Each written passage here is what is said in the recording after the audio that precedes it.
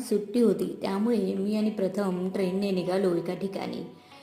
ट्रेनने जाताना प्रथमने खूप मजा केली. स्कायवॉकवर चालतानाही त्याला खूप आनंद झाला. आणि इकडे आम्ही येऊन पोचलो थेट लग्न मंडपात. गणपती बाप्पाचं दर्शन घेऊन नवरीने एंट्री केली.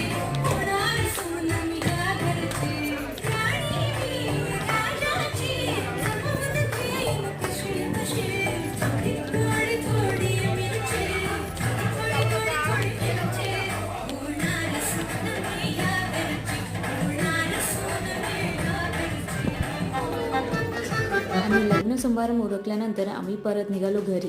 घरी येताना मेट्रोमध्ये बघा किती शुकशुकाट होता. नाहीतर एरवी सगळीकडे गर्दीच गर्दी असते. प्रथमनेही या शुकशुकाटाचा आनंद घेतला.